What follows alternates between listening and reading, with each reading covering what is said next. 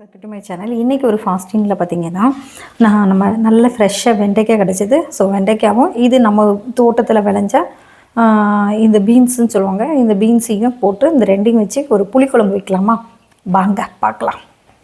இப்போ பார்த்திங்கன்னா நம்ம வெட்டி வச்சுருக்கோங்களா, இதுதான் நம்ம பீன்ஸு, பெரிய பீன்ஸும் அப்புறம் பார்த்திங்கன்னா வெண்டைக்காவும், இது எல்லாத்தையும் நம்ம என்ன பண்ண போகிறோம், எண்ணெயில் போட்டு வதக்க போகிறோம்.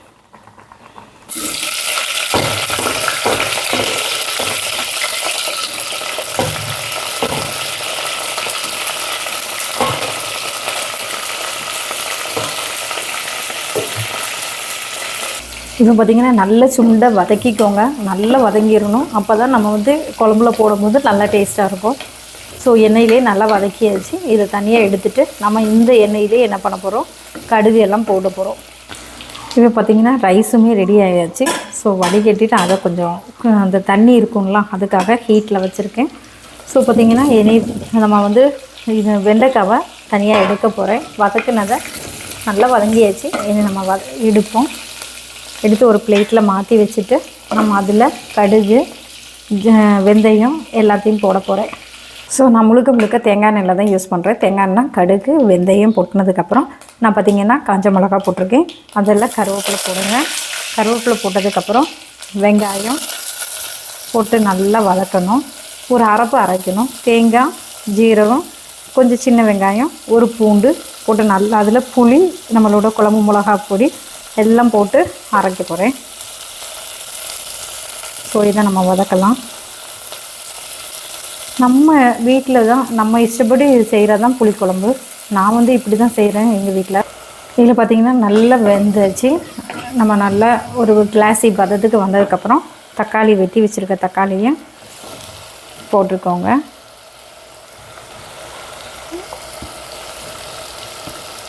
இனி இதெல்லாம் வேகட்டு. இது வெந்ததுக்கப்புறம் தான் நம்ம வறுத்து வச்சுருக்க அந்த காயை வெண்டைக்காவும் பீன்ஸையும் ஆட் பண்ணிடலாம். ஸோ இதில் தேங்காய், ஜீரகம், சின்ன வெங்காயம், பூண்டு, நம்ம குழம்பு பொடி, மஞ்சள் தூள், மல்லிப்பொடி இதை போட்டு நல்லா அரைச்சி மையம் அரைக்கணும். இந்த இடத்துல பார்த்திங்கன்னா நம்ம வதக்கி வச்சது எல்லாத்தையும் நான் ஆட் பண்ணியாச்சு உள்ள. இதில் இனி கிட்னி பீன்ஸு நம்ம வேக வச்சதையும் இதை ஆட் பண்ண போகிறோம். ஸோ வேக வச்ச கிட்னி பீன்ஸும் ஆட் பண்ண போகிறேன். இப்போ அரைச்சி வச்சா தேங்காய் விழுதையும் நம்ம ஆட் பண்ணிங்கன்னா நம்ம தேங்காய் அரைச்சி வச்சுருக்க விழுதையும் இதை கொட்டிட்டு நல்லா இந்த மசாலாவை நம்ம தண்ணி ஊற்றி உப்பு இது பண்ணி குலுக்கி இதுலேயும் ஊற்ற போகிறோம். இப்போ பார்த்திங்கன்னா நல்லா கொதித்ததுக்கப்புறம் பார்த்திங்கன்னா டேஸ்ட்டாக இருக்குது. எல்லாம் உப்பு இதெல்லாம் கரெக்டாக இருக்குது. லாஸ்ட்டாக கொத்தமல்லி இலை தூவினா ஓகே. இதுக்கு ஒரு சைடிஷ் பார்க்கலாம். ஸோ இதுக்கு சைடிஷ் என்னென்னா தக்காளி தோரன் வைக்க போகிறோம். ஸோ தேங்காய் எண்ணெய் ஊற்றிட்டு கடுகு பொரிஞ்சதுக்கப்புறம் நம்ம இதில் தக்காளியை சின்னதாக வெட்டியிருக்கேன். இது வெங்காயம், பச்சை மிளகா, அதுக்கப்புறம் கருவேப்பிலை, உப்பு, மஞ்சள் பொடி எல்லாத்தையும் போட்டு கொஞ்சம் எரிவுக்கு சில்லி பவுடரும் போட்டிருக்கேன். எல்லாத்தையும் நல்லா பிசைஞ்சிருக்கேன். ஸோ இதில் நம்ம ஆட் பண்ண போகிறோம்.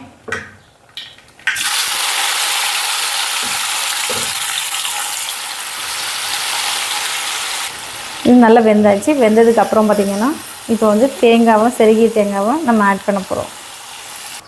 லாஸ்ட்டாக தேங்காய் திருவி இப்படி போட்டுட்டா வேலை முடிஞ்சிச்சு. இப்போ காரக்குழம்பும் ரெடி ஆகிட்டு, ரைஸும் ரெடி ஆகிட்டு, ஃபாஸ்டிங்க்கு உள்ளது எல்லாமே ரெடி பண்ணிட்டோம்.